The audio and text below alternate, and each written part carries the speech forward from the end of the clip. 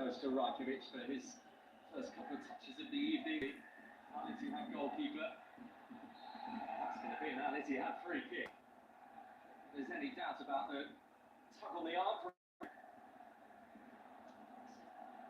That's what Pont doesn't need to do it either. It's a good position for a free kick to swing this in and cause some chaos.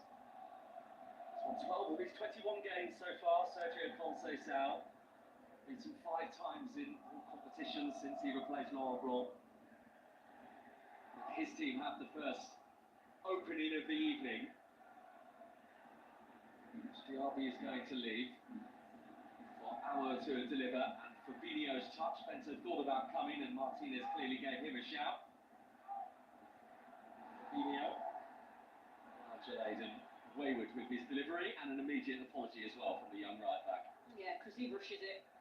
It's a really good opportunity to whip that ball in behind the line of Nasser. I thought initially actually Ittihad may get on that initial ball because it peeled off around the back post area. I thought he was going to head it back across, but Fabinho gets to it first.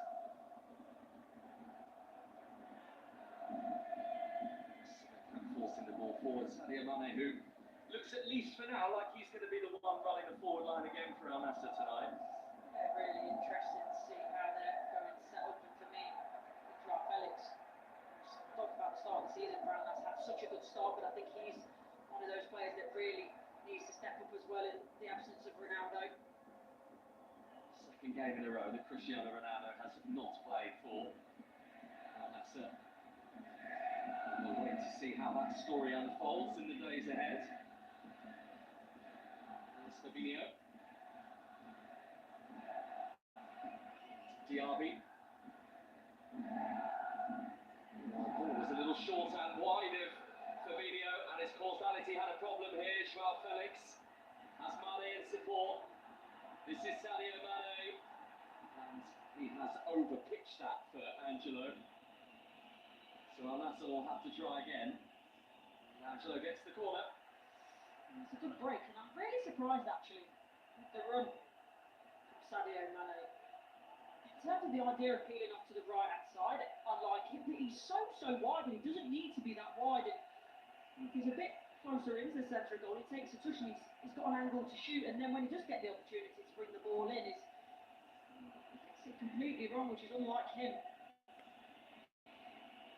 Well, we've seen Al Nassr score from a corner very recently, from a delivery from Joao Felix right onto the head of Simikan. So, are they going to repeat the trick from 2 games ago against Al Khaloud? Felix's ball, that was a good one too. And then the effort from Nasry, which was acrobatic but not accurate. Angelo goes back to Joao Felix. And Fabinho on hand to clear. So a really good delivery first and foremost from the initial corner. You can see they've worked it out, and that's a peel off around that back post, and it's heading back across. Ittihad just, they do well, they're set up in the defensive shape. It's mostly zonal, so there's bodies in there at the vital moment to block the ball that hurtled towards goal. It does look like Al Shankiti is going to be playing quite high on this right-hand side for Al Ittihad tonight. We were wondering where he sat within this formation with key players absent. By Fabinho. And I think for the moment probably it's going to be a little bit of a work in progress for Nasser with life. However long that may be without Cristiano Ronaldo at the moment.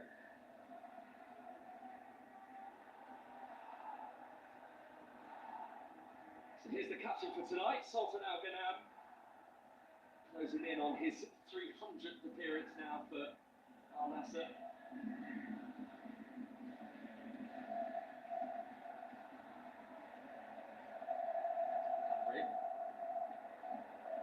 Angelo.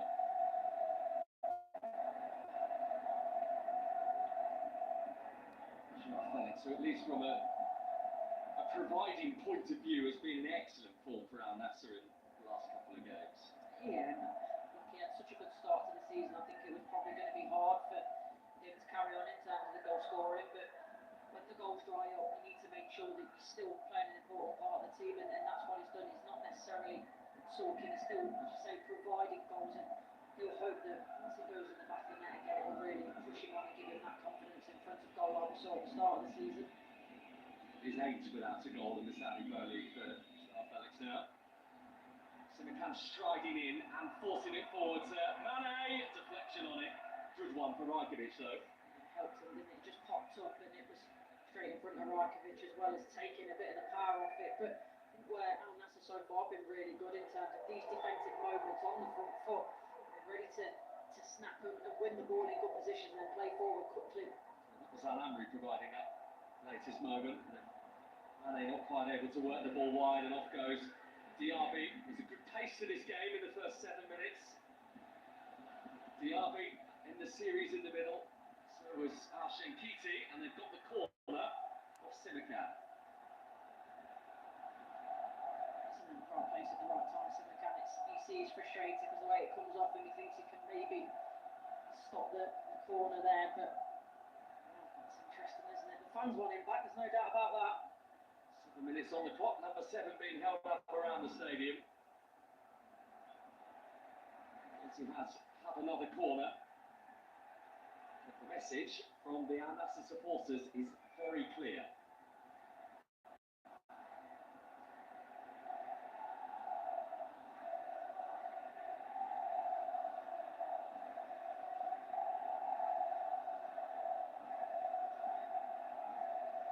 Ittihad with the delivery amongst a real sea of yellow in Riyadh. Jaleidan's ball, and Mutai was stooping and having to try something out of the ordinary to divert that towards goal. Delivery, best. Saw that one earlier from Joao Felix in terms of the ball into a good area, and that should be the first port of call as the corner taker.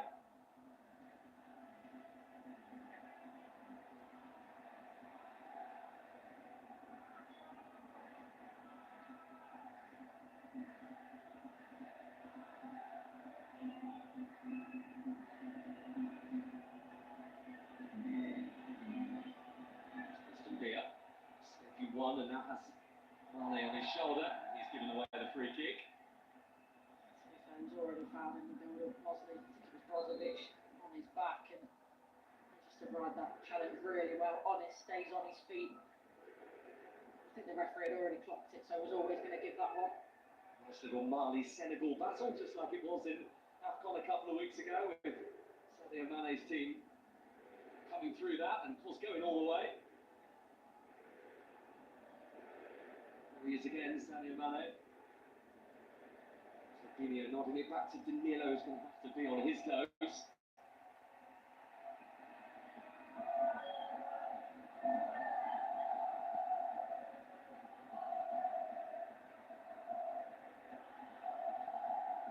Such a graceful centre-half, Danilo, isn't he? And he hasn't missed a single minute in the Saudi Pro League this season.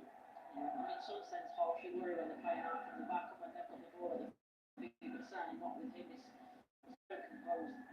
Some centre-halves you worry playing every minute at 34, but not with him either. He's got a great engine, and it's just living proof, isn't it, in terms of if you look after yourself as a professional, the level that you can continue to play into your 30s. And to pick a pass like that, which sends Diaby scampering forward, the deflection, nearly took it into the path of Nasry. It's going to be a corner. It could have been far worse for Al Nassr. Brilliant ball. Just that 6-yard box, and deflection, and we're thinking, actually, is that going to plant itself with an Ittihad player or in the back of Simikan's own net and they get away with one there? Interesting to see what part of the body of Simikan that touched as well. Because whether it was his arm or not, he very quickly put his hand behind his back, which often is an admission of guilt. And I wonder whether that's why the referee is just pausing things here. I think you're right. Obviously, we know that everything looked at the moment with VAR, and then it's the decision in terms of if it does hit a hand, is it unnatural? I mean, the pace of the ball is one thing, but actually in terms of proximity, he was far away from the initial cross, so that will certainly not go in his favour. Well, clearly, that is now something something that is being very much examined by Alan Borasak, the Slovenian VAR tonight. Simican's explaining to everybody what's just happened. He's trying to argue his cause, isn't he? But the person that matters at the moment is the VAR, and you see Conte sound, he saw it. It's taken a little while for Sergio Conceição to recognise that there is all of a sudden a chance of an Ittihad penalty here. And as ever with these things, the longer it goes on, the more concern will be sweeping through the body of Mohamed Simican. You're in that moment of limbo. I'm glad as a player I never had to deal with VAR. To see the look on his face is ever more concerned. And he'll be even more concerned now because Slavko Vincic is going to the screen. So this possible handball against Mohamed Simican is now under full review. Let's have a closer look at this. Does it come off his shin? I don't think so. I think it comes off his knuckles. Effectively, he sort of punches the end of the ball. For me, with your right foot, having your right hand there doesn't make a lot of sense. Natural body, normally you would go as the right foot comes out, left hand. So it's certainly a strange one. I don't think he means it, but I think it's going to be a penalty because it's awkward.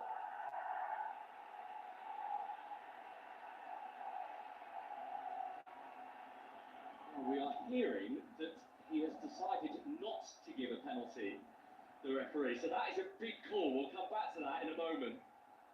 Feels like a let off of sorts for Al Nassr. Argelay down to take the corner.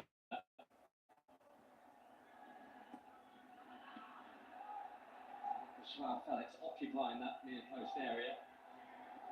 Argelay down again. Oh, Martinez sending it careering across his own 6-yard box. Element of panic in the defending, isn't that? That slashes at the ball. Martinez and those that could have gone anywhere could easily gone in the back of his own net. At the moment, it is Al Ittihad pressure on Al Nassr. Dumbia, who scored the only goal of Al Ittihad's most recent win over Al Najma. He's on the corner. Angelo, now what part of his body did that hit? Because he didn't look too wholly comfortable either. Very strange decision as well to try and sort of chest that out or use your midriff to get rid of the ball. It really is a bit panic stations, and Nasr defence, they've been rocked by the last few minutes, there's no doubt about that. Do you think you saw that late, Angelo? Very potentially, but I still think it's a very strange decision